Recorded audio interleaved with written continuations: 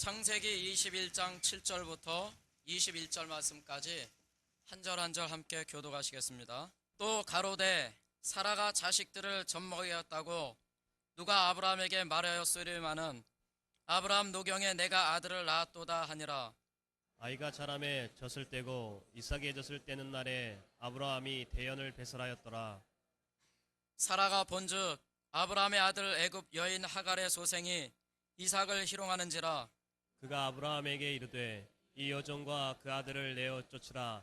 이 종의 아들은 내 아들 이삭과 함께 기업을 얻지 못하리라 하매 아브라함이 그 아들을 위하여 그 일이 깊이 근심이 되었더니 하나님이 아브라함에게 이르시되 내 아이나 내 여종을 위하여 금십지 말고 사라가 내게 이른 말을 다 들으라.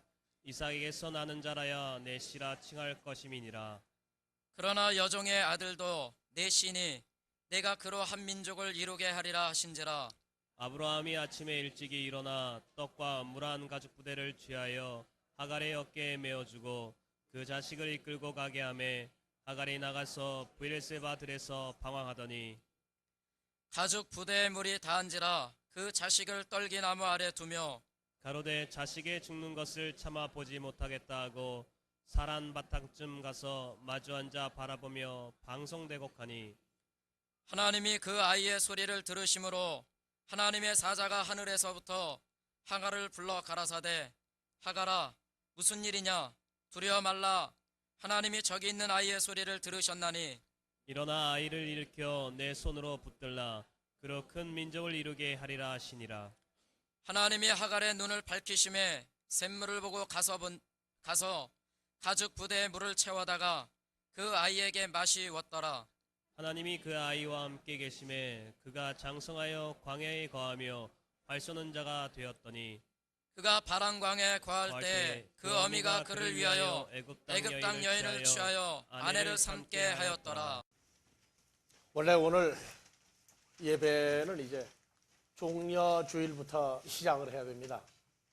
예루살렘에 입성하시고 들어가실 때에 호산나 찬양하며 들어가시면서 이제 서기관, 바리새인, 제사장, 율법사들 구약에 그대로 소속된 제사장들로 더불어 구약의 일꾼들과 주님을 추종하는 자들과의 일대 전쟁이 시작되는 날이 이제 종려주일입니다.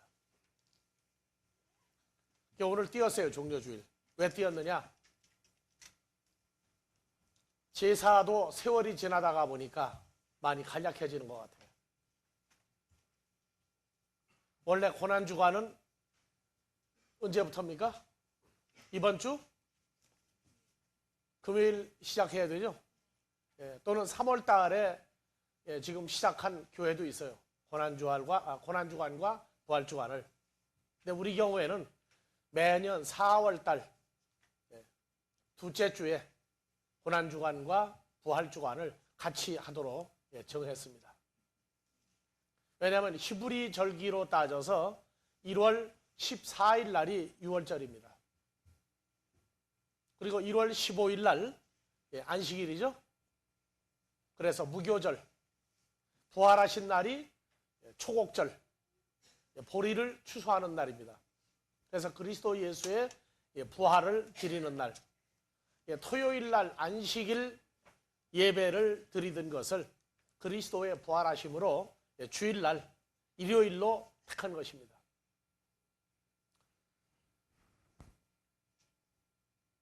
앞으로 우리가 사정이 허락되면 종려주일, 주일날 지키고 금요일날 고난주간을 시작해서 부활주일로 마무리할 수도 있습니다. 그건 하나의 과정입니다. 그래서 어떻게 했느냐, 어떤 날짜를 지켰느냐 가지고 지금도 굳이 고집을 부리는 사람이 있다면 끝나고 저하고 따로 대면해 주기 바랍니다. 날짜의 의미가 중요한 것이 아니라 무슨 뜻을 가지고 우리 개개인에게 어떻게 역사가 일어나게 됐느냐 하는 이 과정과 성취, 나의 삶, 이것이 이제 중요한 것입니다. 오늘 본문 말씀 창세기 21장 7절에 사라가 자식들을 젖먹이겠다고 누가 아브라함에게 말하였으리오마는 아브라함이 노경에 내가 아들을 낳았다 하니라. 아이가 자라매 젖을 떼고 이삭의 젖을 떼는 날에 아브라함이 대연을 배설하였더라. 그래서 한국에선 주로 돌잔치 하죠. 그래서 젖을 떼는 날 돌때를 얘기를 하고, 그리고 사라가 본즉 아브라함의 아들 애굽 여인 하갈의 소생이 이삭을 희롱하는지라. 우리가 볼 때에는 그냥 단순히 15살이나 먹은 이스마엘이 이제 젖된 돌때 되면은 걷습니까? 못 걷습니까? 돌때 되면 여자아이들은 빨리 걸어요. 근데 남자아이들은 저 걷는 게 둔합니다. 하지만 빨리 걷는 아이는 돌때 넘어질 듯 말 듯하게 곧잘 걸어요. 이삭이 보니까 그렇게 넘어질 듯 말 듯 어른들 잔치를 베푼 사이를 돌아다닐 때 보니까 10살이나 먹은 하갈의 아들 이스마엘이 쥐어받고 웃으면서 니까짓 게 무슨 하며 그런 얘기를 했어요. 그래서 히브리어로 희롱하다 하는 얘기가 차하크라고 하는 단어를 씁니다. 차하크. 그래서 흥겨워하다, 웃다. 그 뒤에 조소하다, 비웃다 그런 얘기가 있어요. 그러니까 이건 나쁜 뜻으로만 보는 게 아니라 좋은 뜻으로 보아도 선하게 안 보입니다. 왜냐하면 이스마엘이 이제는 장자의 지위를 본처가 낳은 사라가 낳은 이삭이 장자가 돼야 된다고 하는 것입니다.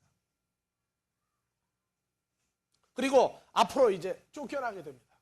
왜냐하면 사라가 낳은 아들 이삭을 이스마엘이 핍박하고 때리고 놀려먹고 조롱했다고 하는 사건 때문에, 그래서 희롱하는지라 다음에 10절 그가 아브라함에게 이르되 이 여종과 그 아들을 내어 쫓으라.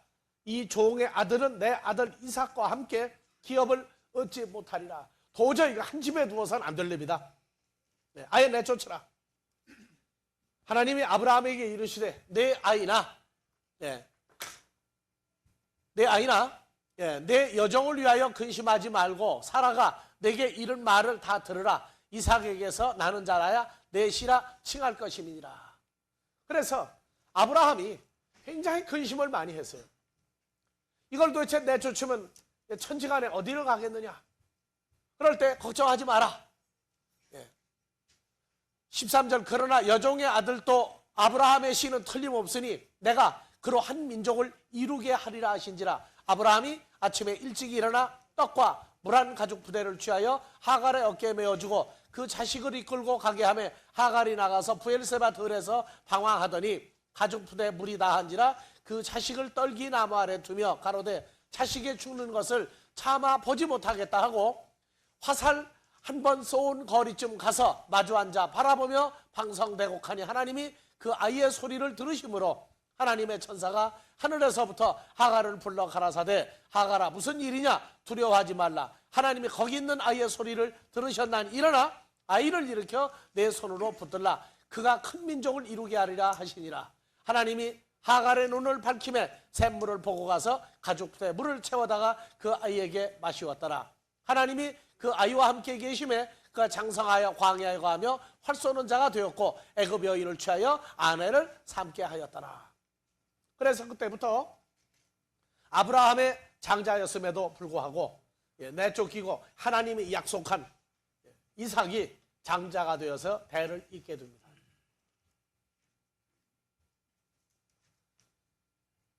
창세기 17장 20절에 보면 이스마엘의 후손을 창대케 하리라. 어느 정도냐? 이스마엘에게 이르러는 내가 내 말을 들었나니 내가 그에게 복을 주어 생육이 중다하며 그로 크게 번성할지라. 그가 이스마엘이 12방백을 낳겠다 그렇게 얘기했어요. 이제 늦게 하나님의 말씀으로 잉태한 사라의 아들 이삭도 야곱과 대를 이어서 누구에게 가서? 야곱에 대해 가서 12아들을 낳죠. 그래서 12지파를 만듭니다. 우리가 그냥 단순히 볼 때는 이삭에게 약속한 대로 하늘의 별 같은 후손을 만들기 위해서 야곱에게 12지파를, 그리고 애굽에 내려가서 고난받고 다시 가나안으로 올라왔다, 이렇게 보지만 않아요. 그 이면에 육신의 자식, 하나님의 씨가 아닌 육신의 자식 이스마엘에게도 12방백을 낳았다 하는 얘기는 오늘날 우리에게 엄청난 교훈과 지혜를 주는 얘기입니다. 하나님은 예비하셨어요. 하나님의 백성이 편안히 고생 없이 환난도 없이 그냥 아무 일도 별로 없이 산다면 안 된다, 그렇게 했어요. 그래서 고난을 통해서 하나님의 자녀를 훈련을 시켜야만 된다고 하는 하나님의 대전제가 있었던 겁니다. 그 OHP 좀 비춰봐봐요. 아니, 그거 말고 지도.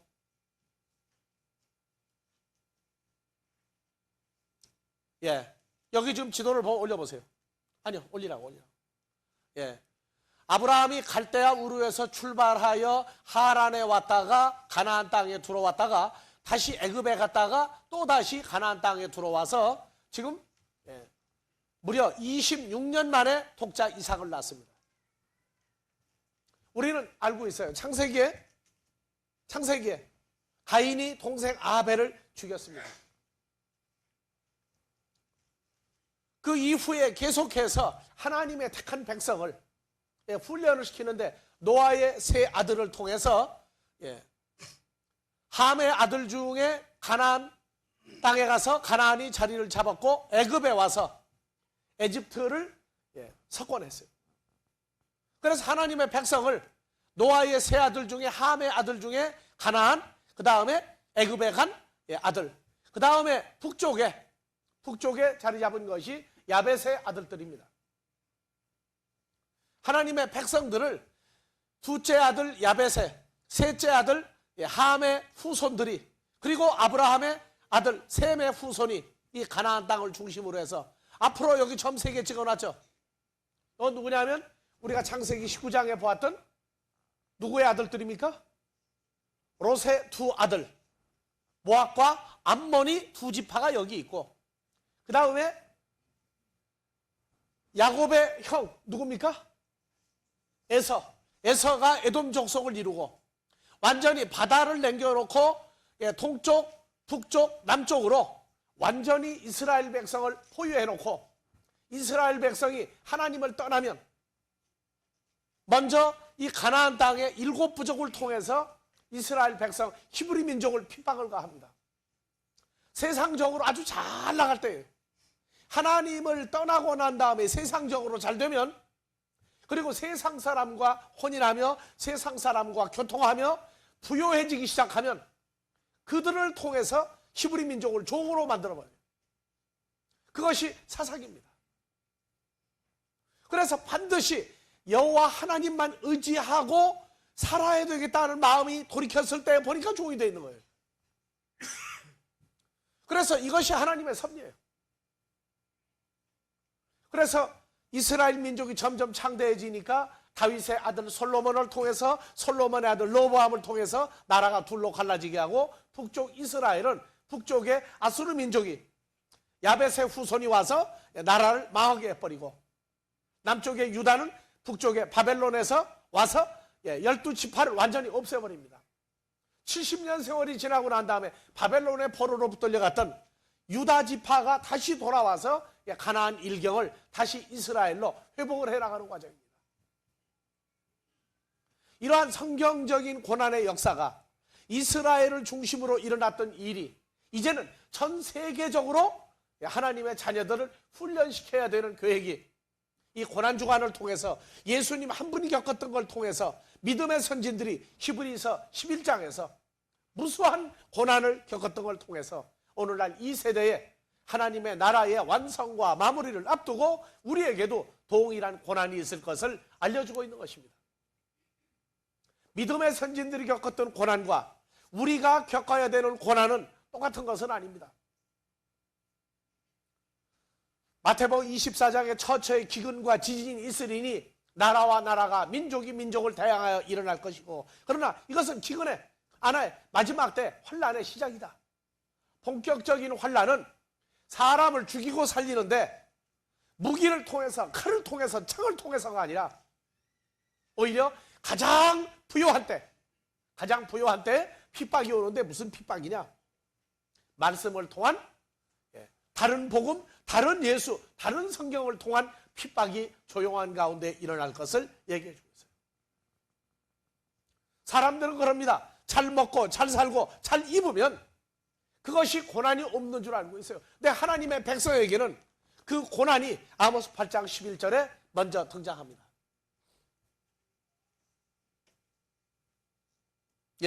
다 같이 한번 봐보세요. 주 여호와께서 가라사대 보라 날이 이를지라. 이 마지막 때가 온다는 겁니다. 사람들이 알고 있는 대로 기근도 지진도 모두 일어나요. 그런데 내가 기근을 땅에 보내리니 반대로 그러세요. 양식이 없어 주리니까 반대로 그건 뭐가 됩니까? 먹을 것은 점점 많아지고 해요. 그 다음에 먹을 물도 어떻게 됩니까? 반대로 읽으니까 생수를 먹든지 아니면 한국 사람은 그 물 먹을 새가 없어요. 지금 일본에서 제일 먼저 사가기로 작정을 해가지고 물 나오는데 공장에 근무하는 사람 마시고 우린 맛도 못 봐요. 지금 일본에서 지금 나오는 거 전량 지금 수입해가요. 물 중에 가장 최고의 물은 산에서 나오는 약수가 아니라 불란서 에비앙도 아니고 동해바다 수심 물 표면에서부터 10m 아래 물을 끌어들여가지고 소금을 정제하는데 불을 떼서가 아니에요. 기계적인 방법을 통해서 소금을 정제하고 그러고 나면 그 물이 온갖 바다에 들어있는 영양분이 다 들어있어요.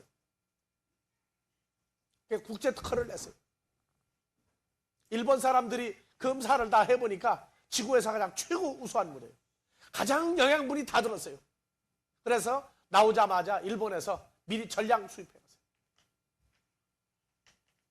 앞으로 그 물 우리가 마시려면 세월이 좀 많이 걸려야 할 것 같아요. 자, 먹을 것은 점점 어떻게 되고요? 자, 지금 한국 인구가 얼마입니까? 큰일 났어요. 한국 인구가 왜 4,800만 됩니까? 남쪽 인구지. 북쪽까지 하면 점점 얼마나 돼요, 이제? 7천만이 넘어섰죠, 이제. 그런데 먹고 마시고 사는 게 어떻습니까? 옛날보다. 좋아진 겁니까? 아주 엄청나게 달라진 겁니까? 그래서 성경을 해석을 잘못하면은 그게 환난과 핍박이 온다는 겁니다. 그래서 먹을 물도 무지무지하게 많아지고 먹을 양식도 점점 많아지고 이건 뭐냐? 점점 부자가 된다는 얘기예요. 점점 육신적인 삶의 기본은 완벽해진다는 얘기입니다. 그런데 뭐라고 그랬어요? 여호와의 말씀을 듣지 못한 기근이 온다. 혈과 육에 속한 사람들은 이걸 모릅니다. 하나님의 입으로 나오는 말씀, 이 말씀을 들어야만 산다고 하는 사람이 따로 생성되어 따로 예비되어 따로 나타날 것이다 그 말입니다. 지금 우리는 이 환난이다 기근이다 마지막 때다 하는 얘기를요, 성경을 그릇 푸는 사람들은 기근과 지진에서 아프리카가 어떻고 뭐가 어떻고 이번에 아프가니스탄 지진까지 지금 난리가 났는데 아니에요. 절대 그런 방법으로는 마지막이 아니다. 하나님의 백성들에게 마지막은 언제냐면 하나님의 입으로 나오는 말씀을 듣지 못하는 기근이 이것이 먹지 못하고 마시지 못하는 것이다. 이렇게 얘기하고 있어요. 예수님의 십자가 사건은 단순히 십자가에 매달려 우리가 찬송할 때 녹슨 3개의 못으로 해가지고 발 2개를 겹쳐서 하나 받고 양쪽 손목에다가 못을 받고 하는 그 정도가 아니에요. 이 시대를 우리가 잘 분별을 해야 됩니다.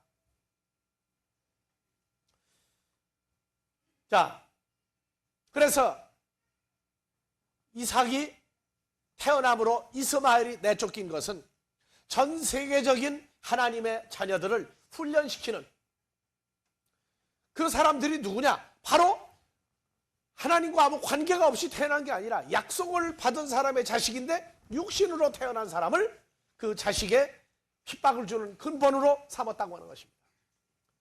아벨을 죽일 때 가인도 육신으로 태어난 자예요. 그래서 갈라디아서 4장에서 28절, 29절 봐봅시다. 형제들아, 너희는, 자, 여기 너희는 여러분들 이름을 넣어서 읽으세요. 형제들아, 누구는? 이삭과 같이 약속의 자녀라. 우리 모두는 이삭처럼 하나님의 씨로 태어난 약속의 자녀들이다. 이렇게 얘기하고 있어요. 그리고, 그러나, 이삭이 볼 때, 잔치 속에서 육체를 따라난 자, 이스마엘이 핍박하고, 놀려먹고, 비아냥거리고, 야, 이게 무슨 상속자라고 말이야. 야, 이 조그만 게 까불어 가면서 치유받고, 놀리다가 내쫓긴 것 같이, 마지막 때에도 육체를 따라난 자가 성령을 따라난 자, 약속의 자녀들을 핍박한 것이 이제도 그러하다. 그러나 성경이 무엇을 말하느냐? 계집종과 그 아들을 내어 쫓으라. 계집종의 아들이 자유하는 여자의 아들로 더불어 유업을 얻지 못하리라 하였느니라. 그런즉 형제들아, 우리는 계집종의 자유가 아니요 자유하는 여자의 자녀니라. 그러므로 그리스도께서 우리로 자유케 하려고 자유를 주셨으니 그러므로 굳세게 서서 다시는 종의 멍에를 매지 마라. 이 이삭과 이스마엘의 사건은 창세기 사건으로 끝난 게 아니에요.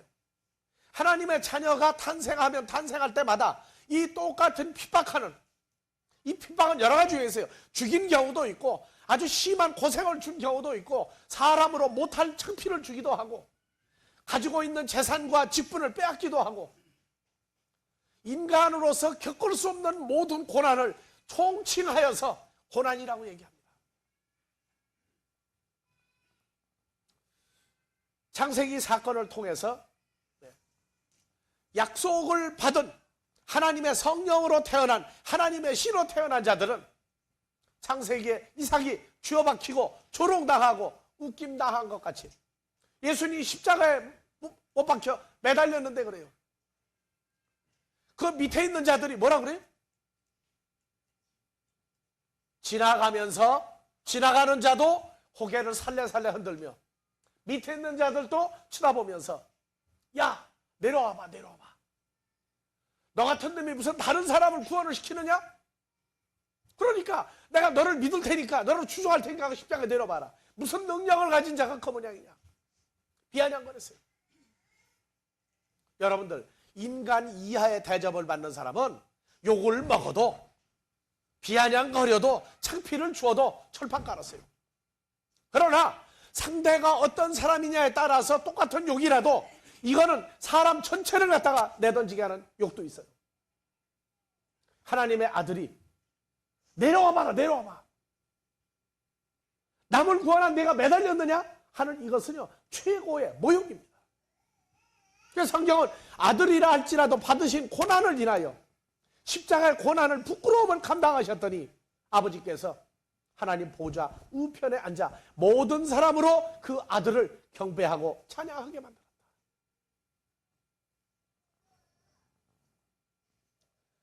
늘 배가 고프고 늘 어려울 때에는요, 그것이 계속될 때에는 그게 고난이면서도 고난이라고 말 못하고 우물우물 지나가요.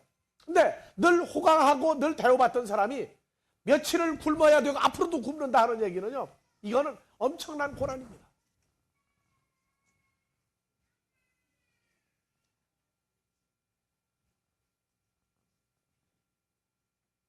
성경에서 갈라디아서 4장에서 그렇게 얘기합니다. 1절 또 바울 내가 말하노니 유업을 이을 자, 하나님의 유업을 이을 자가 모든 사람의 모든 인간들의 주인이나 어렸을 동안에는 종과 다름이 없어서 그 아버지의 정한 때까지 후견인과 청지기 아래에 있나니 이와 같이 우리도 어렸을 때에는 이 세상 초등학문 아래에 있어서 종노릇 하였다 그래 놓아요. 그래서 8절 9절에 그러나 너희가 그때에는 아버지 하나님이 어떤 분인지 알지를 못해요. 아버지 하나님이 누군지 모르니까 자기도 하나님의 아들로 태어난 걸 모른다고 말해요. 그래서 본질상 하나님이 아닌 자들에게 종노릇하였더니 이제는 너희가 하나님을 알 뿐더러 하나님의 아신 바 되었거늘 어찌하여 다시 약하고 천한 초등학문으로 돌아가 다시 저희에게 종노릇하려 하느냐. 그래서 유업을 이을 자가 6절 7절에 유업을 이을 자가 너희가 하나님의 아들로 태어난 거로 하나님이 그 아들의 성령을 너희 마음 가운데 보내사 하나님을 아바 아버지라 부르게 하였느니라. 그러므로 내가 이후로는 종이 아니요 하나님의 아들이니 하나님의 아들이면 하나님으로 말미암아 유업을 이을 자니라. 그래서 이 시대에 예수 그리스도를 영접하여 하나님의 아들이 되면 그때부터 다시 종노릇하는 과정이 또 일어나요. 이삭이 이스마엘에게 놀림당하고 조롱당하고 얻어터지면서 컸던 것 같이 오늘날 하나님의 자녀로 태어난 사람은 십자가의 고난을 통한 예수를 통해서 연합됨으로 인해서 그때부터 고난이 온다는 거예요. 죽음에 이르게 하는 고난은 아니지만은 죽음과 유사한 마지막 막다른 골목까지도 훈련을 시킬 수 있다고 하는 거예요.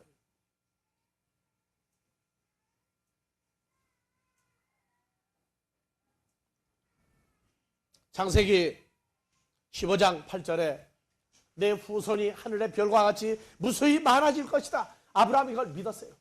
믿었더니 하나님이 아브라함의 그 믿음을 의로 여기시고 믿음의 조상이 됐어요. 근데 아브라함이 15장 8절에 가서 뭐라고 얘기하느냐면 그럼 좋습니다. 이 가나안 땅을 먼저 주시겠다고 했는데 뭘로 약속을 삼으실 것입니까? 하고 물어봐요. 그래서 주 여호와여 내가 이 땅으로 업을 삼을 줄을 무엇으로 알리까? 여호와께서 그에게 이르시되 나를 위하여 3년 된 암염소와 3년 된 수양과 산비둘기와 집비둘기 새끼를 취할지니라. 아브라함이 그 모든 것을 취하여 중간을 쪼개고 그 쪼갠 것을 마주대하여 양쪽으로 쭉 내려놨어요. 무엇을 내려놨어요? 다시 보세요. 8절. 자, 3년 된 암염소와 3년 된 수양과 이 두 종류는 완전히 반을 쪼개서 양쪽으로 놨어요. 그리고 수양, 산비둘기와 이 집비둘기는 그냥 모가지를 비틀어서 놨어요. 그리고 아브라함이 모든 것을 취하여 중간을 쪼개고 쪼갠 것을 마주대하여 놓고 그 새 비둘기는 쪼개지 아니하였으며 솔개가 사채 위에 내릴 때 아브라함이 쫓았더라. 12절. 해질 때 아브라함이 깊이 잠든 중에 캄캄함이 임함으로 심히 두려워하더니 여호와께서 아브라함에게 이르시되 너는 정령이 알라. 네 자손이 이방에서 어디? 애굽으로 야곱의 12 아들들이 모두 내려가서 객이 되어 그들을 섬기겠고 그들은 400년 동안 내 자손을 괴롭게 하리니 그 섬기는 나라를 내가 징치할지며 그 후에 내 자손이 큰 재물을 이끌고 나오리라. 너는 장사하다가 평안히 조상에게로 돌아가 장사될 것이요 내 자손은 4대 만에 이 땅으로 돌아오리니 이는 아모레 족속의 죄악이 아직 관영치 아니함이라 하시더라. 하나님이 약속을 했어요. 이 가나안 땅을 언제 아브라함 자손에게 주겠나? 아직 독자 이삭이 태어나지도 아니하였을 때, 이스마엘도 아직 태어나지 아니하였을 때 묻습니다. 내 후손이 4대 만에 400여 년 만에 이 가나안 땅으로 다시 돌아올 터인데 그때는 아모리 족속이 그들이 죄가 하나님 앞에 내 앞에서 차고 넘쳐 그들을 내가 멸망을 시킬 때다. 그때 돌아온다. 그러니까 아브라함의 믿음은요 400하고도 400년이 아니죠. 가나안 땅으로 돌아오는데 몇 년 걸렸어요? 출애굽할 때에 400여 년, 광야에서 40여 년, 440여 년 만에 돌아왔어요. 아브라함이 자식도 없을 때 내 후손이 구름대같이 말아가지고 별같이 말아 돌아올 것이다 그랬어요. 애굽에서 수많은 혼란과 고난을 겪다가 돌아올 것이다. 자, 6월절 그것은 예수 그리스도께서 우리의 죄를 지고 가는 얘기를 독자 이삭이 나무를 짊어지고 모리아산에 올라간 것과 똑같은 얘기를 해주고 있어요. 그래서 이스라엘 백성이 애굽에 내려간 지 400여 년 만에 모세를 통해서 이스라엘 백성을 끌어냅니다. 출애굽기 12장 2절. 이 정월달로 너희에게 달의 시작, 곧 그 해의 첫 달이 되게 하고, 1월달이죠? 우리 절기로, 그러니까 음력 1월달입니다. 너희는 이스라엘 회중에게 고하여 이르라. 이달 1월달 열흘에, 정월 초 열흘에 너희 각 사람이 어린 양을 취할지니 각 가족대로 식구를 하여 어린 양을 취하되, 그 어린 양에 대하여 식구가 너무 적으면 그 집의 이웃과 함께 사람 수를 따라 하나를 취하여 각 사람의 식량을 따라서 너희 어린 양을 계산할 것이며, 너희 어린 양은 흠없고 1년 된 수컷으로 하되 양이나 염소 중에서 취하고, 이달 14일까지 간직하였다가 해질 때 이스라엘 회중이 그 양을 잡고, 이것이 바로 6월절입니다. 그래서 예수님이 제자들과 함께 다락방에 올라가서 12제자를 불러놓고 양이나 염소를 잡는 대신에 예수님의 잔 포도주를 주시며 가라사대 이는 너희를 위하여 맺는 새 언약을 이루는 내 피니라.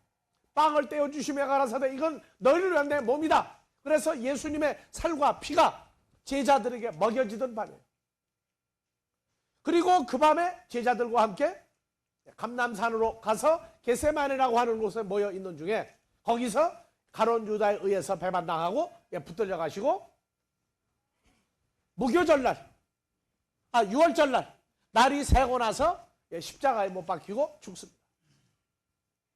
그리고 15일 무교절, 그리고 16일 안식일 지나서 16일 일요일 날 첫 새벽에 부활하신 걸 우리에게 알려주고 있습니다.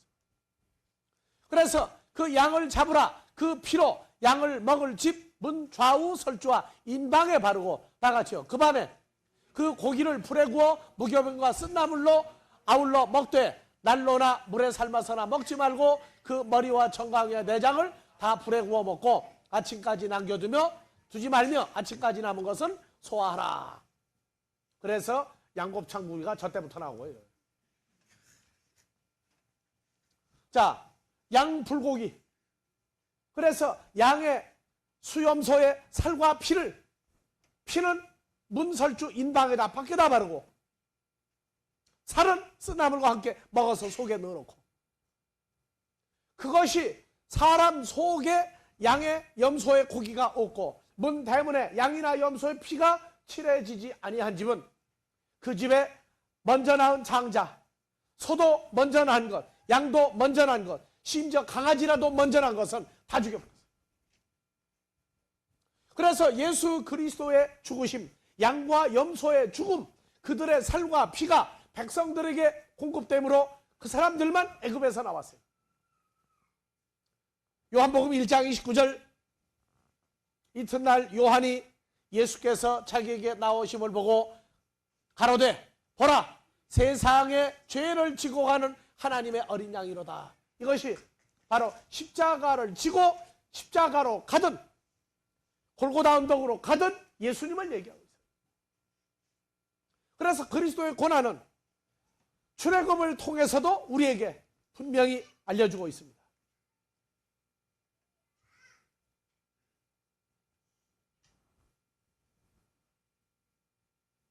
로마서 9장 15절.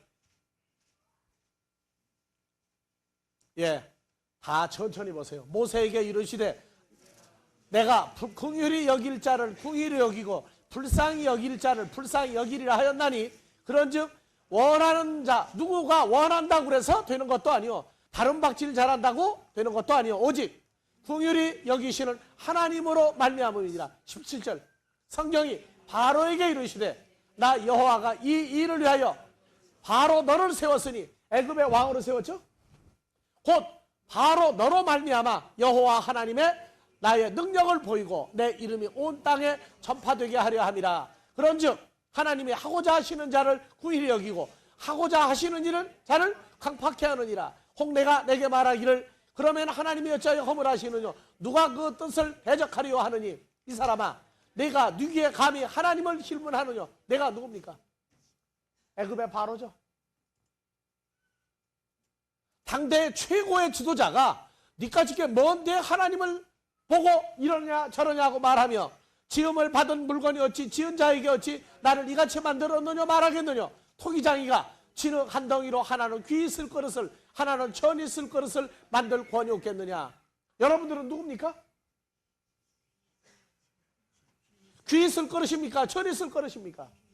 여러분들이 천한 그릇이 아니라 귀한 그릇 만들어 달라고 한 사람이라도 말한 적 있어요?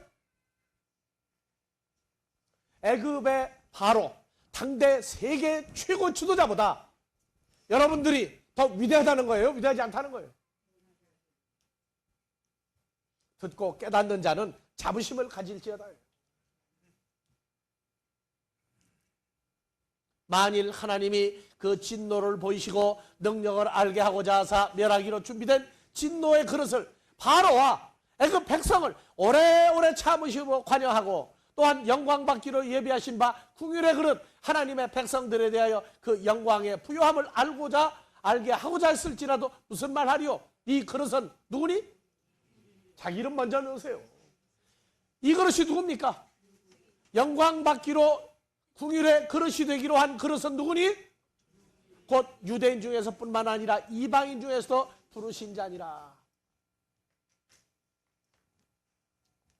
로마서 9장 7절 아브라함의 씨가 다 그 자녀가 아니라 오직 이삭으로부터 난 자라야 아브라함의 내 씨라 칭하리라 하였으니 육신의 자녀가 하나님의 자녀가 아니라 오직 약속의 자녀가 씨로 여기심을 받느니라. 약속의 말씀은 이것이라 명년 이때 내가 내게 이르리니 사라에게 아들이 이리에서 하시냐. 이뿐 아니라 또한 리브가가 우리 조상 이삭 한 사람으로 말미암아 잉태하였는데 그 자식들이 아직 나지도 아니하고 무슨 선이나 악을 행하지도 아니할 때 택하심을 따라 되는 하나님의 뜻이 행위로 말미암지 않고 오직 부르시내기로 말미암아 서게 하려 하게 하려 하사. 자, 이삭이 리브가와 결혼을 했는데 오랫동안 자식이 없어요. 아들을 못 낳으면 안 되죠. 그래서 아들을 달라고 했더니 여호와 하나님이 리브가 뱃속에다가 일란성 쌍둥이에요. 왜 이란성이라고 얘기합니까? 에서와 야곱이? 씨가 다르죠, 씨가. 그래서 이란성이에요. 그래서 리브가가 가만히 밥을 먹고 쉬고 있다가 보면 뱃속에서 전쟁이 나는데 도저히 리브가가 감당을 못하는 거예요. 고통이 너무 심하니까. 그래서 기도를 해서 하나님한테. 왜 그렇습니까? 그랬더니 설명하기를 뭐라고 그랬어요? 리브가에게 이르시되 큰 자가 어린 자를 섬기리라. 큰 자가 누굽니까? 에서가 어린 자 야곱을 미워하리라. 언제부터? 어머니 뱃속에서부터 미워해가지고 피박한단 말이에요. 누구를? 야곱을. 그러나 하나님은 누구를 더 사랑한다? 야곱을 사랑하고 연약한 야곱을 사랑하고 힘세고 핍박하는 에서를 미워했다. 둘이 무슨 잘한 거 있어요? 못한 거 있어요? 아무것도 없어요. 야곱이 무슨 선한 일 했어요? 어머니 뱃속에서부터 어머니 이 에서가 못돼가지고 어머니 나한테 발길 지르는데 내가 맞고 가만히 있을 테니까 어머니 놀라지 말라고 그런 얘기 했어요? 아무것도 없어요. 그런데 무조건 하나는 하나님이 사랑하고 힘세고 더 똑똑해 보이는 에서는 미워했어요. 여러분들하고 세상 사람하고 누굴 더 사랑합니까? 정말 그렇습니까? 밖에 나가보세요. 여러분보다 잘 나가는 사람이 그렇게 수가 많은데 여러분들이 하나님의 사랑받는다고 말할 수 있는 확신이 있습니까? 아직 없다면 성경을 잘 몰라서 그래요. 나가보세요. 우리가 가지고 있는 재산, 우리가 가지고 있는 지위, 우리가 가지고 누리는 기쁘다 하는 것보다 세상적으로 잘 먹고 잘 살고 잘 나가는 거 아주 잘자가 잘해야 돼. 그런 사람 앞에서 여러분들이 저 사람들이 만약에 나와 같이 하나님의 씨가 아니라면 저 사람들은 미워할 것이고 나는 태어나기 전부터 다 같이 사랑받았다.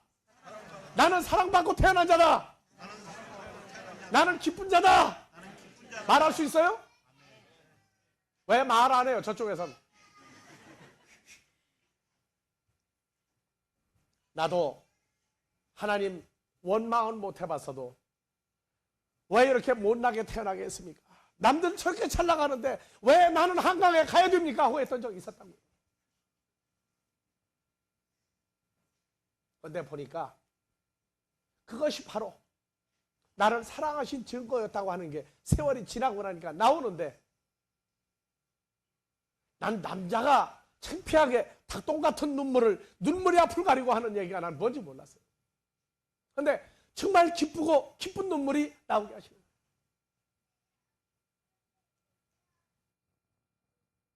그러니까 한국보다 더 잘 나가는 외국에 나가서 그들 사는 거 보고 그들 보면서 그래요. 야, 너희 참 불쌍한 사람들이다. 내 속으로 그래요. 참 불쌍한 민족이구나.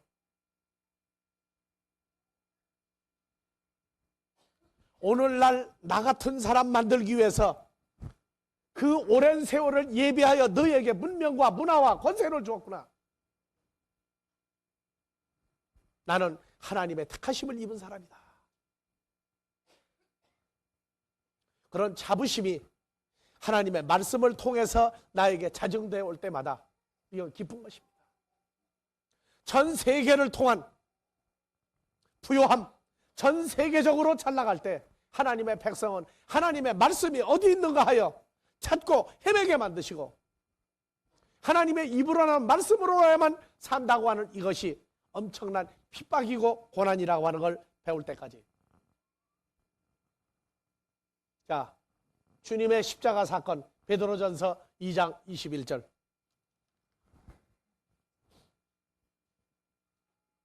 이를 위하여 너희가 부르심을 입었으니 다 같이요. 그리스도도 누구를 위하여? 그리스도도 누구를 위하여 고난을 받으사? 누구에게 본을 끼쳐? 그 자취를 따라오게 하려 하셨느니라. 예수 그리스도는 죄를 범하신 것도 없고 그 입에 괴사도 없고 우리 때문에 욕을 받으시고, 그러나 욕하지 아니하시고 우리 때문에 고난을 받으시되 위협하지 아니하시고 오직 공의로 심판하는 자에게 부탁하시며 친히 나무에 달려 그 몸으로 우리 죄를 담당하였으니 이는 우리로 죄에 대해 죽고 의에 대하여 살게 하려 함이라. 너희 저가 채찍에 맞음으로 너희가 나음을 얻었나니 너희가 전에는 양과 같이 길을 잃었더니 주님의 십자가 사건 채찍받은 이후에 너희의 영혼의 목자와 감독 되신 하나님에게로 돌아왔느니라.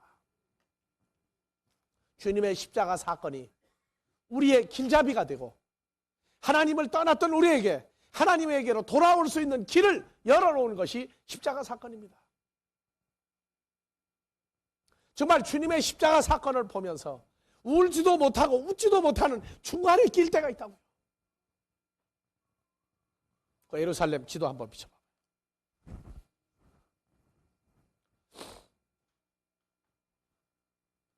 예, 이것이 구약 시대에, 아니 예수님 오시고 나서 이 자리가 돌로 지었던 솔로몬 성전이 섰던 자리입니다. 예수님이 십자가를 짊어지고 이 길을 따라서 올라갔어요. 오늘날은 가면은 폭이 4m도 안 되는 좁은 도로입니다. 그 당시에는 이거 굉장히 넓은 길이에요. 사람들이 많이 지나가는 자리였어요. 그래서 그 십자가 거치고 올라가던 자리 골목 한번. 예, 여러분들이 성지순례를 가면은 바로 여기를 통과합니다. 다 같이 비아 돌로로사. 비아 돌로로사. 뭐냐? 비탄의 언덕. 비통의 언덕이란 얘기입니다. 여기를 채찍을 맞으면서 수많은 로마 사람들과 예수를 죽이려고 하는 유대인들 사이를 지나가면서, 무슨 소리 안 들립니까? 여기를 보니까 여인들이, 남자들은 다 도망가 버리고 여인들이 예수님의 십자가를 지고 올라가면서 넘어지고 일어나는 걸 보면서 울면서 쫓아갈 때 뭐라고 해요? 예수님이요, 여자들아, 십자가를 지고 피를 흘리고 가는 나를 위하여 울지 말고 너희와 너희 후손을 위하여 기도하라. 채찍 소리가 들리는 데입니다. 죽이라고 외치는 자들이 함께 따라가는 자리입니다. 그때는 좌우에 이런 집들이 없었어요. 여기서 골고다로 올라갔어요. 자, 이 자리가 골고다 언덕입니다. 바로 이 위에 나무들이 섰던 이 윗자리가 사람들이 지나가면서 아주 잘 보이는 자리입니다. 우리가 오늘 찬송가 몇 장이죠? 385장? 지금 예배 끝나고 말씀 끝나고 부를 찬송이 무슨 찬송이에요? 불러봐 보세요.